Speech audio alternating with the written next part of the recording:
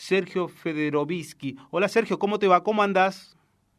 ¿Qué tal? Buen día. Muchísimas gracias por llamarme. Por favor, Sergio, ¿qué te deja vos, digo, como un especialista en esto, como un tipo que está muy involucrado en todo esto, esto que ha pasado el fin de semana? Digo, porque es como que pone todo el tema ambiental sobre el tapete, sobre la mesa de discusión global.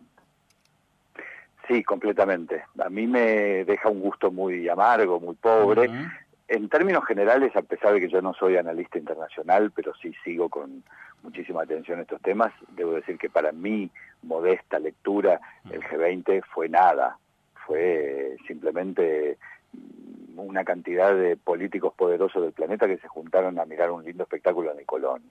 Punto. Ujú. Y si lo analizo más agudamente desde la variable de lo ambiental, creo que la decepción es doble o triple, porque al mismo tiempo que Naciones Unidas está urgiendo a los gobiernos a que verdaderamente se comprometan en una política eficaz a escala mundial, quienes representan más del 70% del PBI mundial y que estuvieron reunidos en Buenos Aires durante 2 días, no hacen siquiera más que una mención lavada a esa exigencia de Naciones Unidas, lo que para mí al mismo tiempo revela la hipocresía y la falta de criterio real que tiene la diplomacia internacional, porque hasta la última vez que yo consulté, Naciones Unidas está integrada por los mismos gobiernos que están comandados por estos señores que estuvieron el fin de semana en Buenos Aires. Entonces es Naciones Unidas como el gobierno del mundo diciéndole a los gobiernos del mundo que hagan lo que los gobiernos del mundo deciden no hacer. Y finalmente lo dejan plasmado en un documento, en 2 puntos del documento del G20, que son, en primer lugar, la admisión del fracaso internacional cuando se dice, y Estados Unidos así lo exige, que se deje establecido que no va a participar del Acuerdo de París. Y el punto siguiente, donde se refrenda el Acuerdo de París simplemente como un pacto de voluntad entre caballeros que todo el mundo sabe que no se va a cumplir.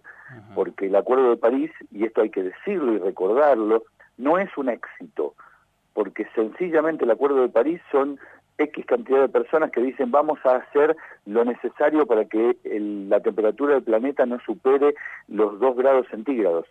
Nunca dicen cómo, cuándo, dónde y qué sanción pagarán por el caso eventual de no cumplirlo. Por lo tanto es nada. Y como yo siempre digo, Trump, el presidente de los Estados Unidos, se puede dar el lujo de abandonar el Acuerdo de París porque se va de un fracaso, no se va de un éxito.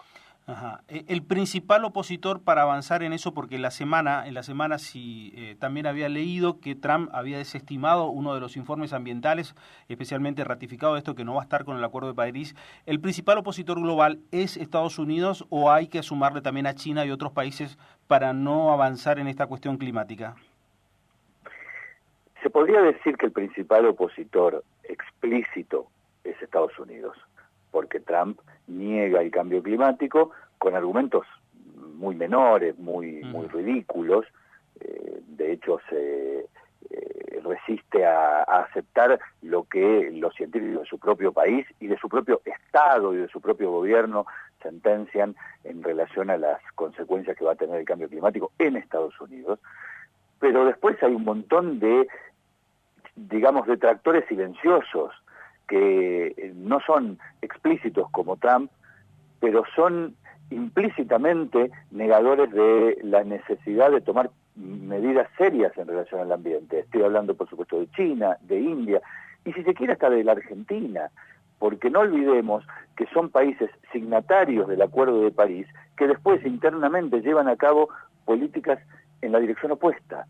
Y pongo como ejemplo la Argentina, a pesar de que no es un gran contaminante a nivel internacional, por supuesto, porque la Argentina está haciendo una apuesta brutal a favor de Vaca Muerta, y Naciones Unidas hace solamente 15 días le advirtió a la Argentina que de seguir adelante en esa apuesta por Vaca Muerta va a incumplir con lo que la Argentina firmó en materia de acuerdos internacionales de emisiones de gases de efecto invernadero. Entonces el gran problema es que se dice una cosa hacia afuera, esto lo hacen prácticamente todos los países que dicen defender las políticas contra el cambio climático, y se hace otra cosa internamente. Sí, parece que una cosa es lo que se dice, pero las necesidades de trabajo o económicas inmediatas conspiran contra esto. Podría decirse que sí, que las necesidades económicas en lo inmediato podrían conspirar, pero acá estamos hablando de dos cuestiones. Una es de revertir una tendencia, y las tendencias se revierten a partir de medidas que probablemente no sean las más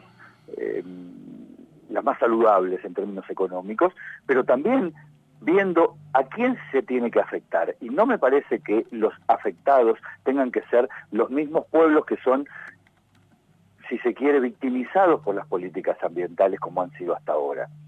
Yo no conozco en detalle qué es lo que está haciendo Macron en Francia, pero por lo que leo por la prensa internacional, me doy cuenta que Macron le está haciendo pagar el costo de la transición en materia energética a la sociedad francesa. Y yo pregunto, los que se han llenado el bolsillo durante los últimos 50 años, léase el lobby petrolero, ¿no va a pagar nada de todo esto?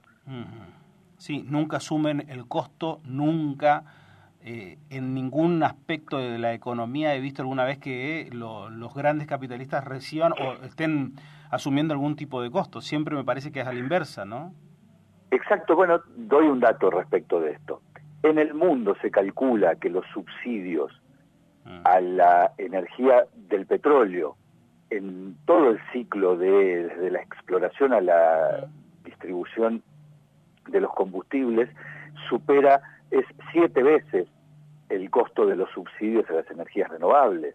Esto significa que los mismos estados que después dicen estar yendo en función de la transición hacia las energías limpias son los que siguen subsidiando a las energías viejas. Y en la Argentina particularmente, para dar un ejemplo local, el subsidio a la economía del petróleo, a todo el ciclo, y reitero, desde la exploración hasta la distribución de los combustibles, es del orden del 1,8% del PBI. Entonces, cuando después se discute que hay que hacerle pagar a la gente por el aumento de las naftas, yo creo que también habría que rediscutir cuáles son los subsidios que todavía los estados le siguen entregando a la matriz de los combustibles fósiles. La verdad que muy interesante, gracias por estos minutos, Sergio, te mando un abrazo y felicitaciones por el libro que sacaste hace unos meses nada más. Esa parte te pido mil disculpas que no tuvimos tiempo para tocarlo. Al contrario, se llama El Nuevo Hombre Verde, el libro, y de alguna manera lo que dice es esto, que el sistema va en una dirección y nos obliga a nosotros como individuos a creernos que somos los responsables para salvar al planeta, cuando individualmente va a ser muy difícil que podamos hacerlo mientras el sistema vaya en la dirección opuesta. Sergio, un abrazo, gracias. Igualmente, y muchísimas gracias por llamarme. Por favor, como siempre, un gusto. Sergio Federovisky, un gran periodista, especialmente en el tema de ecología o de ambiente, es para seguirlo con atención a Sergio Federovisky.